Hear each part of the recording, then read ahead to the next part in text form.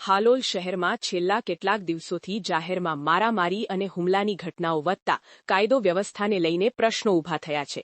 ગત સાંજે અરાદ રોડ અને ગોપીપુરા રોડ ઉપર બનેલી બે અલગ અલગ ઘટનાઓમાં યુવકો ઉપર હુમલો અને લૂંટની ફરિયાદો નોંધાતા પોલીસ દ્વારા તપાસ શરૂ કરવામાં આવી છે. મળતી માહિતી મુજબ બાદશાહ બાવાની દરગાહ તરફ રહેતા મહંમદ અઝરુદ્દીન અનીસ શેખે નોંધાવેલી ફરિયાદમાં જણાવ્યું છે કે ગત સાંજે તે પોતાના મિત્ર સાહિલ મકરાણી સાથે મોટરસાયકલ ઉપર પરાદ રોડ તરફ જઈ રહ્યો હતો. દરમિયાન તેઓ એક મિત્ર સાથે ઊભા રહી વાતચીત કરી રહ્યા હતા. ત્યારે હાલોલનો વિશાલ પરમાર અન્ય 3 યુવકો વિશા પરમાર કણજરી, વાસુ સોલંકી હાલોલ અને બંટી હાલોલ સાથે ત્યાં આવ્યો હતો. આ દરમિયાન આરોપીઓએ અપશબ્દો બોલી લોખંડની પાઇપ વડે અઝરુદ્દીન ઉપર હુમલો કર્યો હતો. હુમલા બાદ આરોપીઓ ત્યાંથી ફરાર થઈ ગયા હતા. ઇજાગ્રસ્ત યુવકને સારવાર માટે હોસ્પિટલ ખસેડવામાં આવ્યો હતો. બનાવ અંગે યુવકે પોલીસમાં ફરિયાદ નોંધાવતા પોલીસે તપાસ હાથ ધરી છે.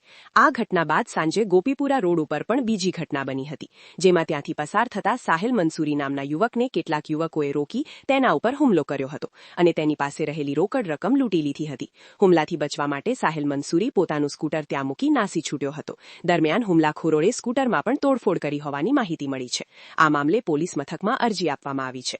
બંને ઘટનાઓમાં હુમલો કરનાર એક જ ગેંગના સભ્યો હોવાની સંભાવનાઓ વ્યક્ત કરવામાં આવી રહી છે. 2 દિવસ અગાઉ હાલોલમાં એક વેપારી ઉપર લૂંટના ઈરાદે થયેલા હુમલા પાછળ પણ આ જ ગેંગનો હાથ હોઈ શકે તેવી શંકા વ્યક્ત થઈ રહી છે. આ વધતી અરાજકતા સામે પોલીસ કડક કાર્યવાહી કરી જવાબદાર તત્વોને કાયદાનો પાઠ ભણાવે તેવી સ્થાનિક લોકોમાં માંગ ઉઠી રહી છે.